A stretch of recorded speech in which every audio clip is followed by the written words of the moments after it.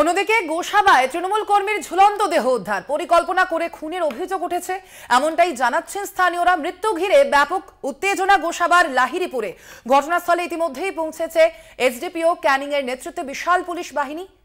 একদিকে মন্তেশ্বরের ঘটনা আপনাদের সামনে তুলে ধরলাম, এবং এবার গোসাবায় তৃণমূল কর্মীর ঝুলন্ত দেহ উদ্ধার, পরিকল্পনা করে খুনের অভিযোগ স্থানীয়দের। মৃত্যু ঘিরে ব্যাপক উত্তেজনা গোসাবার লাহিড়িপুরে। ঘটনাস্থলে ইতিমধ্যেই এসডিপিও ক্যানিং এর নেতৃত্বে বিশাল পুলিশ বাহিনী পৌঁছেছে।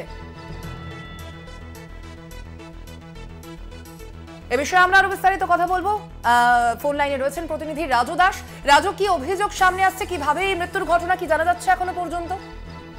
দেখো, পুলিশের প্রাথমিক অনুমান যে দেহে যেহেতু অনেক ক্ষতচিহ্ন রয়েছে এবং এছাড়াও ধস্তাধস্তির মতন একটি ঘটনাস্থলে কিন্তু পেয়েছে, এবং সেই কারণে পুলিশকেও যথেষ্ট ভাবাচ্ছে। ময়নাতদন্তের পরেই সঠিক কারণ জানা যাবে মৃত্যুর। যদিও এই মৃত তৃণমূল সমর্থকের বাড়ির প্রতিবেশীরা জানিয়েছেন যে, বা তার পরিবারের লোকজন জানিয়েছেন যে দীর্ঘদিন ধরে তার স্ত্রীর সঙ্গে বনিবনা হচ্ছিল না, এবং স্থানীয় এক নেতৃত্বের সঙ্গে তার স্ত্রীর অবৈধ সম্পর্ক ছিল, এবং সেই কারণে এই খুন হতে পারে বলে দাবি করছেন। যদিও সমস্ত বিষয়টাই তদন্ত করে দেখছে কোস্টাল থানার পুলিশ। এখনো পর্যন্ত দুজনকে আটক করে জিজ্ঞাসাবাদ করছে। অভিযুক্ত মৃতের স্ত্রী এবং তার সঙ্গী, তাদেরকে কিন্তু জিজ্ঞাসাবাদ চলছে। এবং এই ঘটনার পর থেকে এলাকায় যথেষ্ট উত্তেজনা বাড়ে, এবং এসডিপিওর নেতৃত্বে বিশাল পুলিশ বাহিনী গিয়ে অবস্থার পরিস্থিতি নিয়ন্ত্রণে এনে এলাকায় পুলিশ পিকেট বসানো হয়েছে। এখন পরিস্থিতি অনেকটাই স্বাভাবিক।